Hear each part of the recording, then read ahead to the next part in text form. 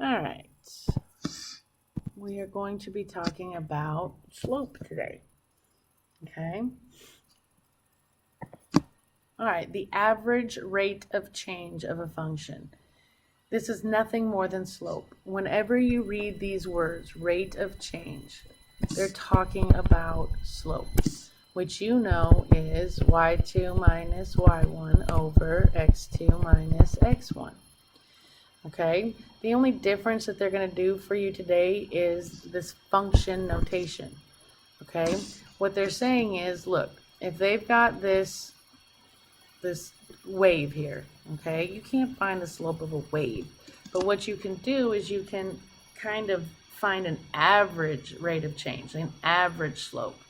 And so what you do is you pick 2 points on your wave and you draw a line through it, and I'm going to find the average rate of change just between these 2 points. I'm not finding the slope of the whole function. You can't do that. But I can find an average rate of change on an interval. So if I just want the average rate of change from here to here, from x1 to x2, you can make 2 points. Now, normally we call ordered pairs x and y. Well, in function notation, remember the y is used with this f of x. So the only difference is, instead of saying xy, they're saying x and f of x1, and this one would be x2 and f of x2. Instead of saying x1, y1, and x2, y2, they say this. But look, this is y2 minus this is y1 over x2 minus x1. It's slope. Okay, the only difference is you're going to have to compute the value of those functions and then plug them into the slope formula. So here we go. It says find the average rate of change of f of x equals x squared from x1 equals 0 to x2 equals 1. So from 0, the point on the parabola is 0, 0. At 1, the point on the parabola is 1, 1. So I'm just finding the average rate of change from 0 to 1. I'm not finding the slope of the whole thing. I'm just finding the average rate of change from here to here. So those 2 ordered pairs would be 0, 0, and 1, 1. So there's your x1, y1, there's your x2, y2. So my rate of change, which is slope, is going to be y2 minus y1 over x2 minus x1, which is 1 over 1. My slope is 1. Just in this interval, the slope is 1. If you went from like 0 to 2, you're going to have a much steeper slope. Do you see what I'm saying? If you found the average rate of change from 0 to 2, it's going to be a much steeper slope than it is from just 0 to 1. Okay? This is the beginning of calculus, my friends, without going into too much detail. All right? Average rate of change. All right, so find the average rate of change. Oh, look, we're going to do it. So now, but we're not going from 0 to 2. We're just going to go from 1 to 2, which, again, you can still see is a much steeper slope than it was from 0 to 1. Okay, so now we're finding this average rate of change, which is going to give me just the rate of change from 1 to 2. Okay, so I'm just finding basically that average rate of change.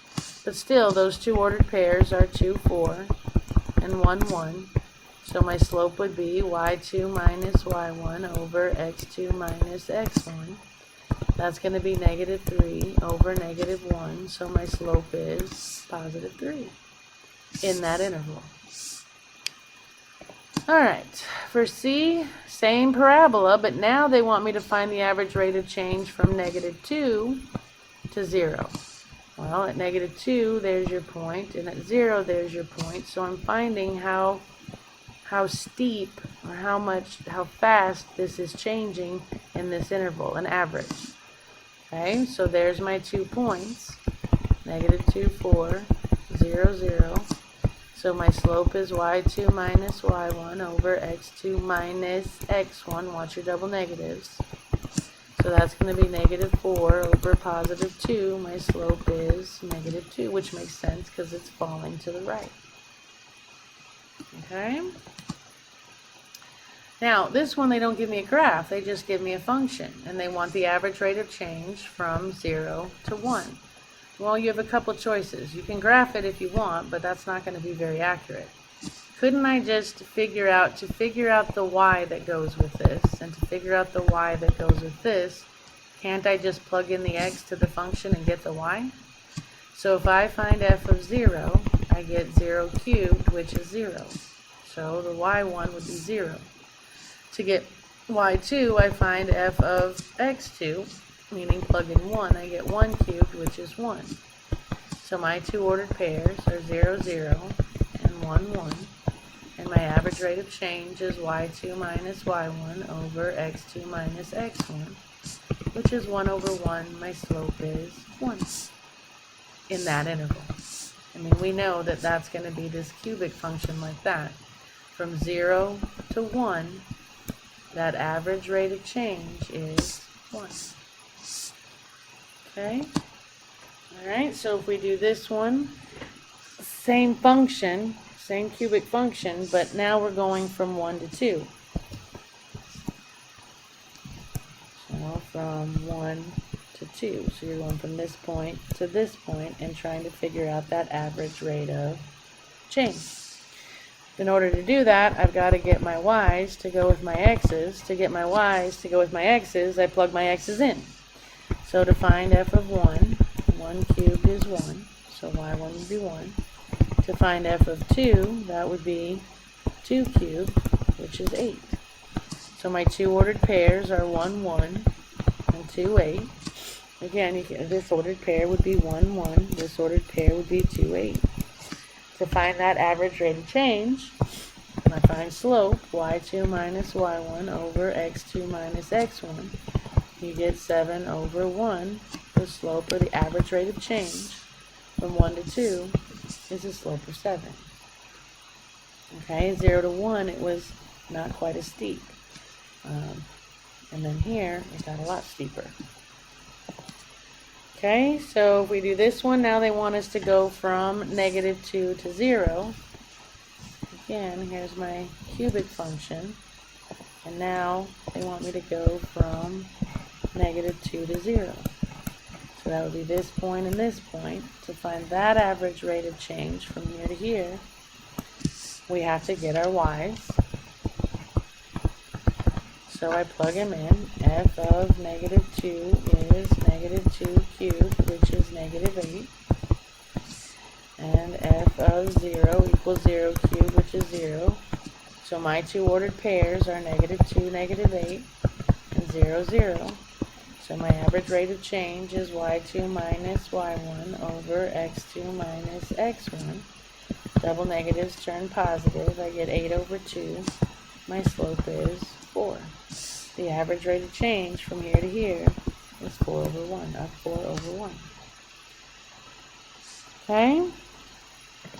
Alright, you try this one, hit pause, come back when you're ready. And hopefully you got 1/3. Alright, here's my function, the square root of 2x, which is going to look like something like that. Square root function. Okay? They've given me x1 is 2, I gotta find y1. They've given me x2 is 8, I gotta find y2. To find x1, or y1, I plug in x1. So f of 2 would be the square root of 2 times 2, which is the square root of 4, which is 2. Plug in 8, I have f of 8 equals the square root of 2 times 8, which is the square root of 16, which is 4. So my two ordered pairs are 2, 2, and 8, 4. So if I find my slope, y2 minus y1 over x2 minus x1, I get 2 over 6, which reduces down to 1/3. Yeah? Alright, find the average rate of change with this function. It's going to be some sort of parabola from 5 to 6. Alright, well, I gotta find y1 and I gotta find y2. To find y1, I plug in x1. So f of 5 equals -3 times 5 squared minus 5. That's 25 times -3 is -75 minus 5 is -80.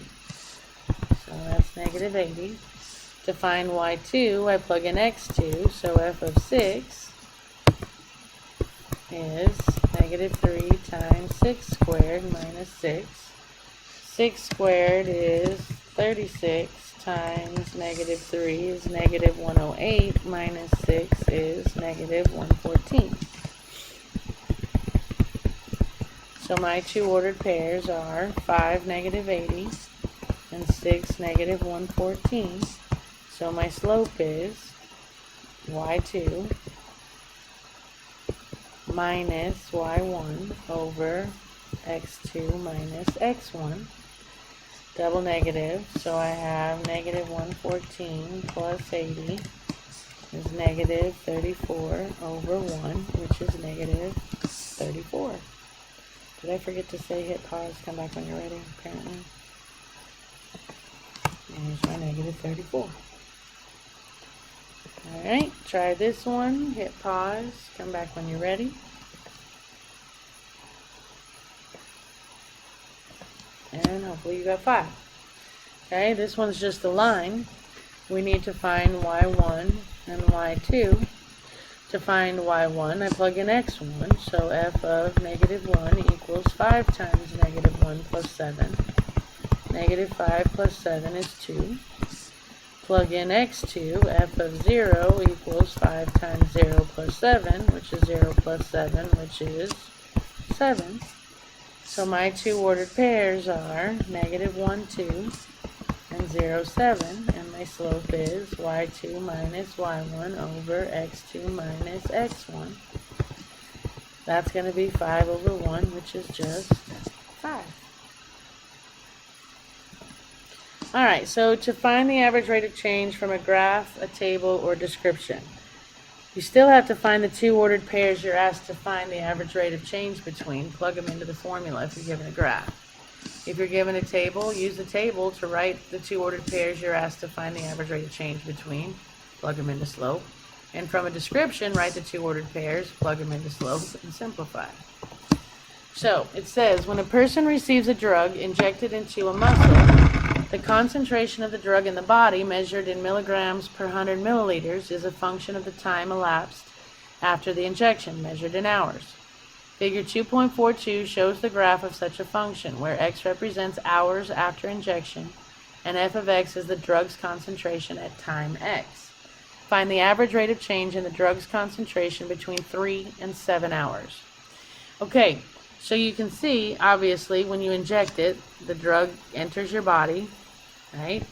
It hits its maximum concentration, and then over time, the drug wears off until it gets finally out of your system. Okay, at any rate, they want this average rate of change between 3 and 7 hours. So they want the slope, or the rate of change, from here to here, which is pretty steep. Okay? Why is this stuff important? Big time. You take an overdose, they need to know how much is in your system, how long it's going to take to get out of your system, and what they need to do to save your life. Based on this information, it tells them basically how much time they have before you're going to die. Anyway, the rate of change between 3 hours and 7 hours. They already gave us the ordered pairs. So at 3 hours, my ordered pair is 3, 0.05. And at 7 hours, there's only 0.02 left in your system. So the average rate of change is going to be y2 minus y1 over x2 minus x1. 0.02 minus 0.05 is a negative 0.03 over 7 minus 3 is 4. So my slope is negative 0.03 divided by 4. You get negative 0.0075. Okay? I don't know if they're going to want a fraction. If they did, if you math and enter that, you get negative 3 over 400. Okay? Why is it negative? Well, because the slope is coming down. The drug is leaving your body. It's decreasing at that rate. Alright, so you try this one, hit pause, come back when you're ready. And hopefully you got $8.33 a month.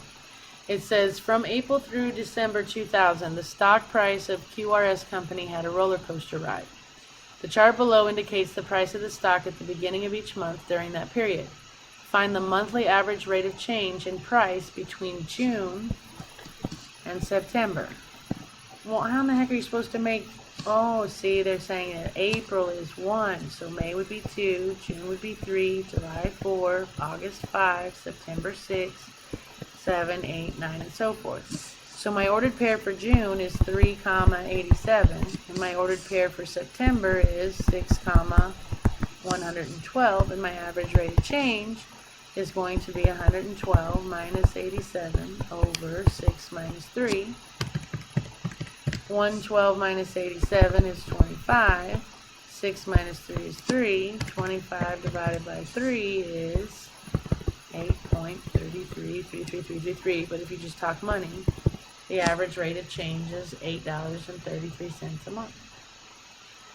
Yeah? Alright, hit pause. Come back when you're ready.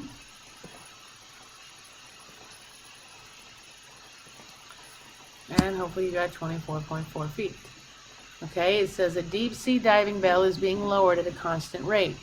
After 9 minutes, time is always x, the bell is at a depth of 300 feet. Y is your depth. After 50 minutes, that's an x, the bell is at 1,300 feet. Depth is y. So there's your two ordered pairs. 9 minutes, you're going to be at a depth of 300. 50 minutes, you're going to be at a depth of 1,300 feet. The average rate of lowering per minute is the average rate of change. So we've got 1,300 take away 300 over 50 take away 9. This is going to be 1,000 divided by 41, right? And if you do 1,000 divided by 41, you get 24.3902439 to the nearest hundredths.